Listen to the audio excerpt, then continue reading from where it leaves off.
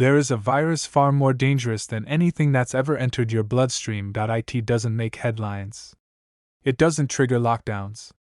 And yet, it's everywhere. It's in your feed. It's in the people you follow. It's in your conversations. It's in your mind, right now.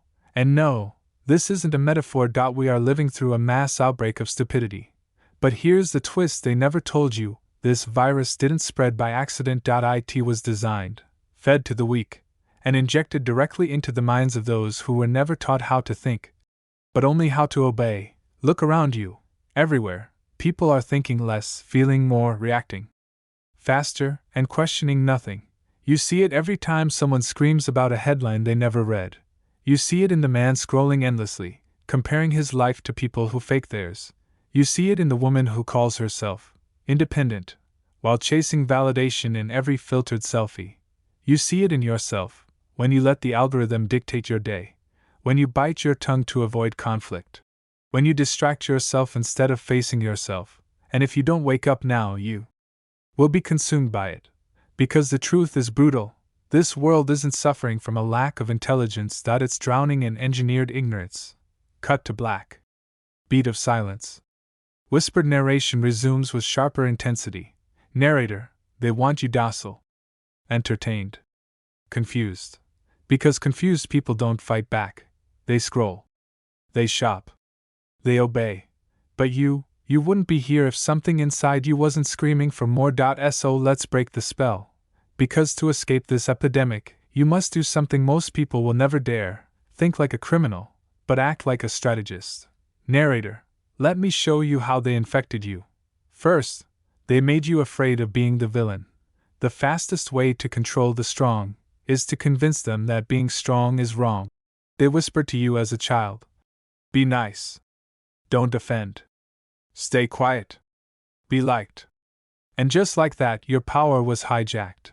You weren't taught how to protect your mind, you were trained to protect everyone else's feelings, even if it killed your truth in the process.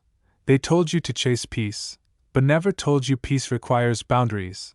They told you to be kind, but never told you kindness without discernment is a weapon against yourself. So now, you hesitate. You shrink. You apologize for breathing too loud. This is not compassion. This is psychological neutering, and it is no accident. Because when people are too scared to be hated, they become easy to herd, easy to sell, easy to silence.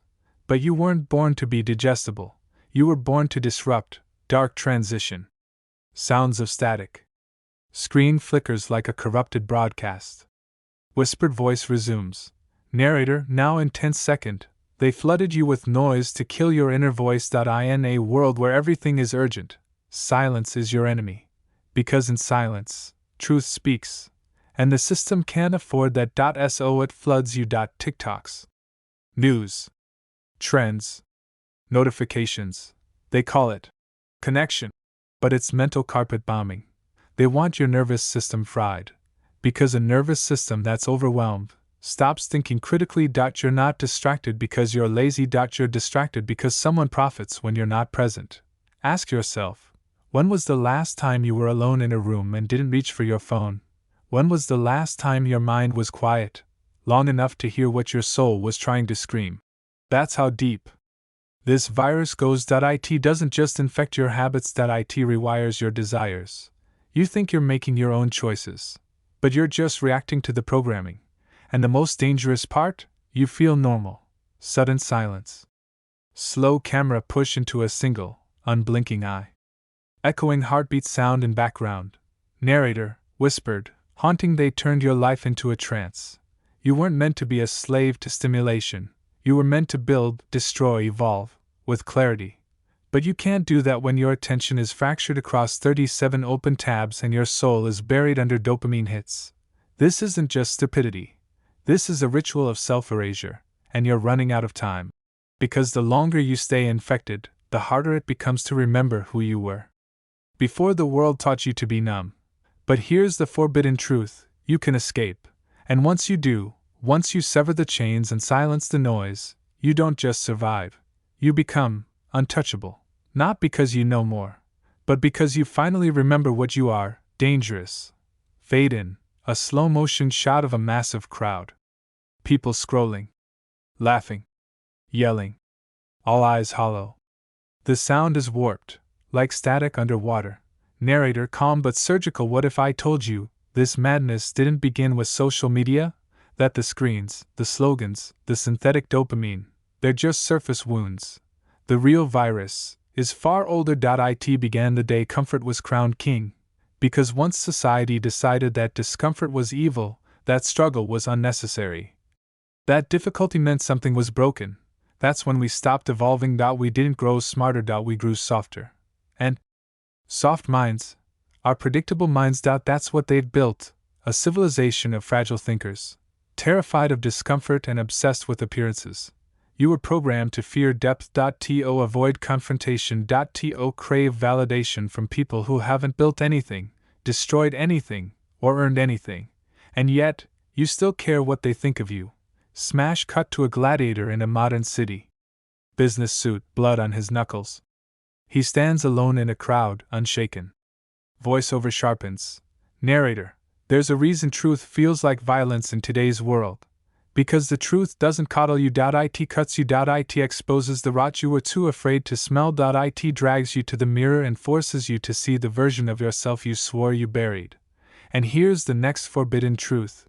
You are being trained to avoid truth, at all costs, not because truth is dangerous to you, but because it's dangerous to the systems built on your ignorance.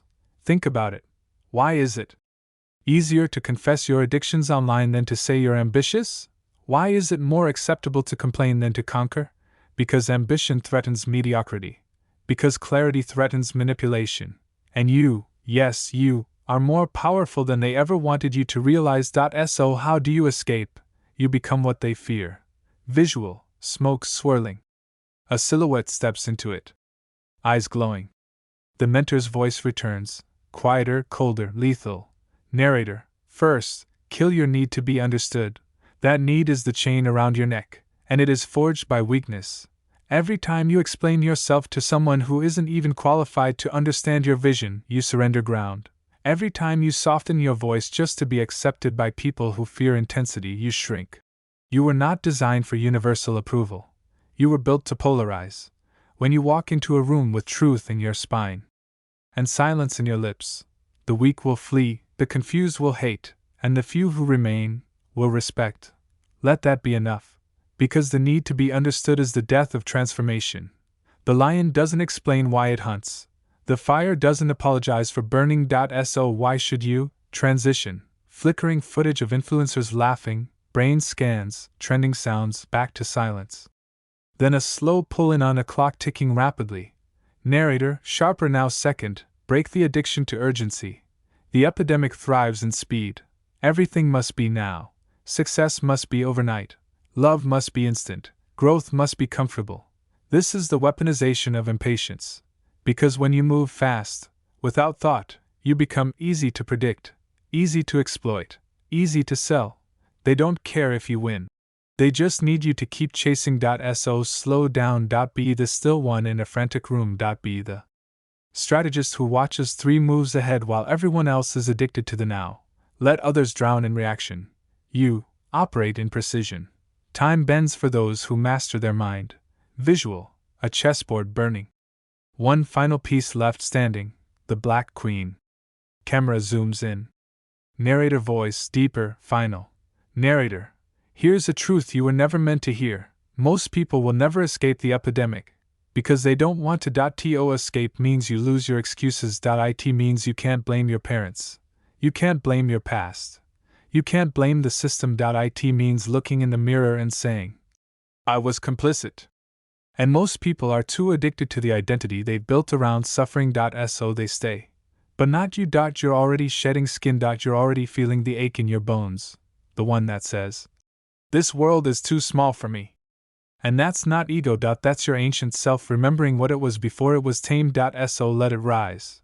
Because once you stop fearing rejection, once you stop chasing noise, once you stop begging for crumbs from people who never built a throne, you become untouchable. The truth will first make you miserable, then, it will set you free. Cut to a man sitting in a dark room, surrounded by books, screens, noise. His face is calm, but his eyes are wide open. Narrator, slow, calculated. There's a moment in every warrior's life when he realizes he's been living in a cage, not one made of steel, but one made of ideas.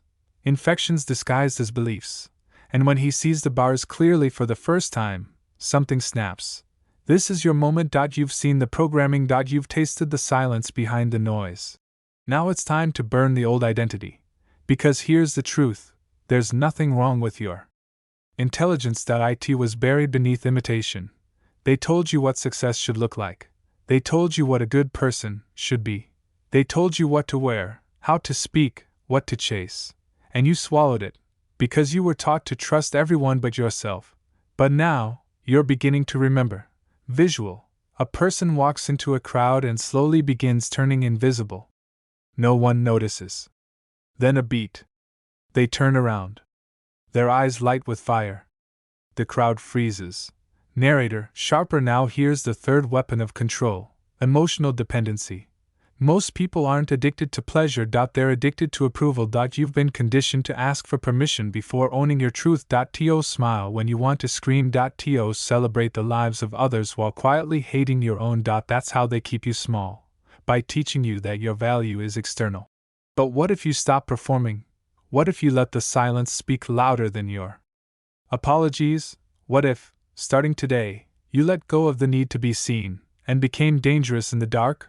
Because here's the forbidden truth: the most powerful minds are built in exile, not in applause, not in trends, but in the fire of isolation, where no one claps, no one helps, and no one understands. That's where the strategist is born. Flash to Nikola Tesla: imprisoned minds, outcast philosophers, misunderstood leaders. Then stillness. Narrator, fourth, become immune to opinion. Opinions are weapons.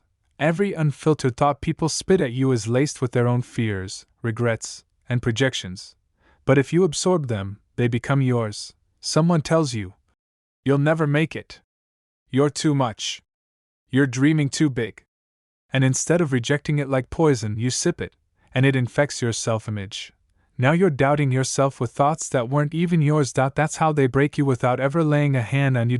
So here's what most will never do: silence the noise.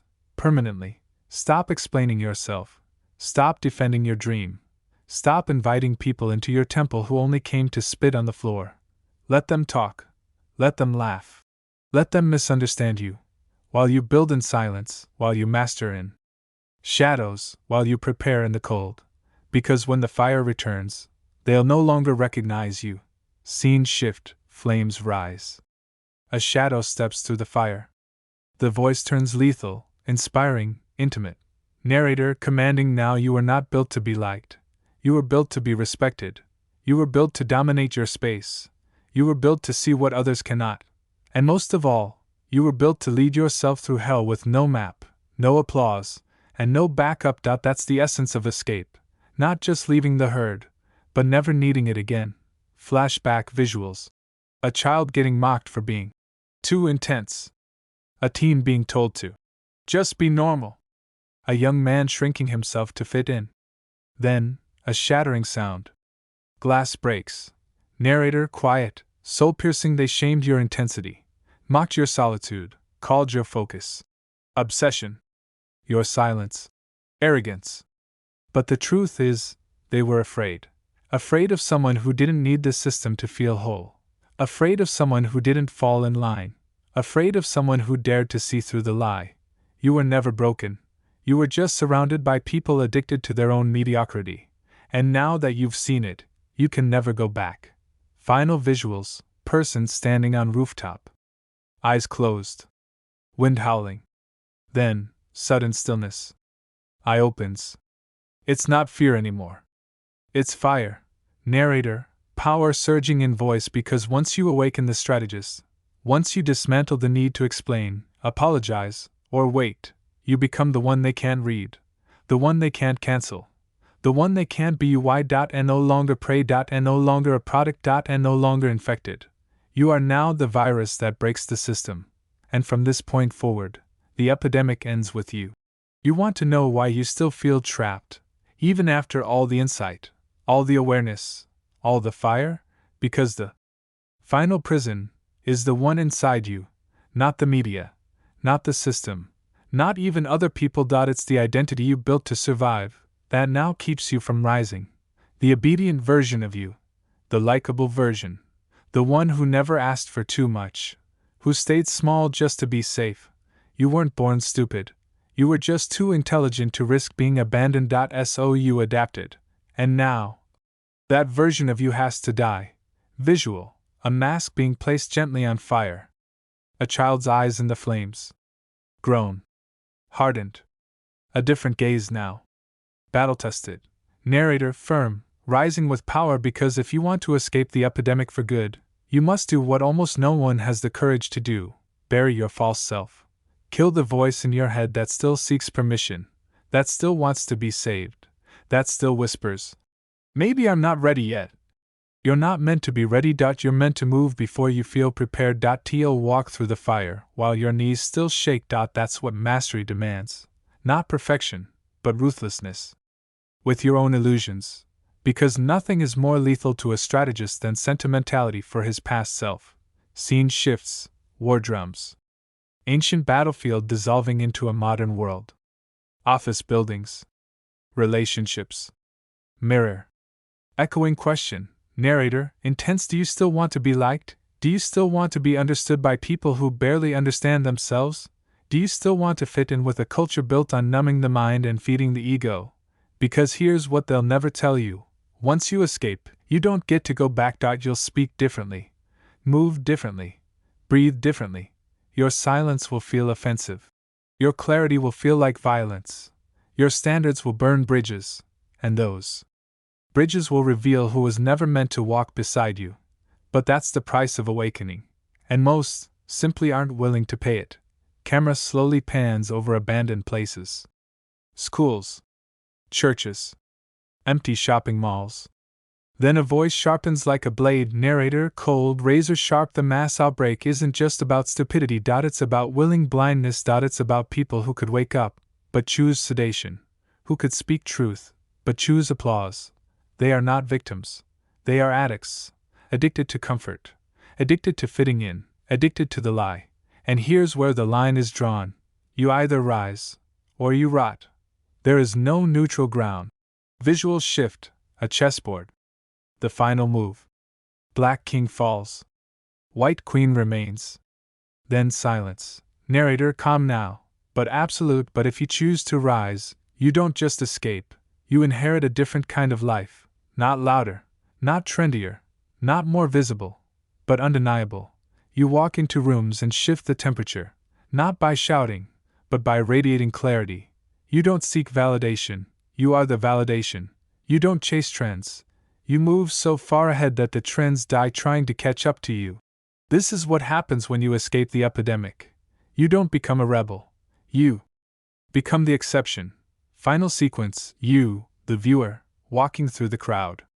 All faces frozen, eyes glazed. But you alive. Alert. Breathing deeply. Alone. And free. Narrator, almost whispering now, you are no longer infected. And no longer programmable.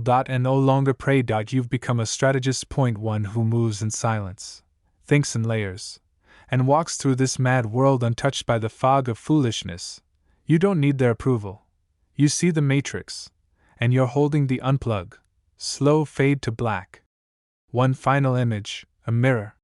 Your reflection staring back. Not as you were, but as you were meant to be.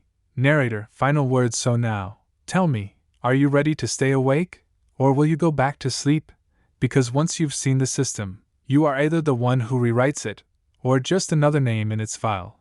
Fade to silence.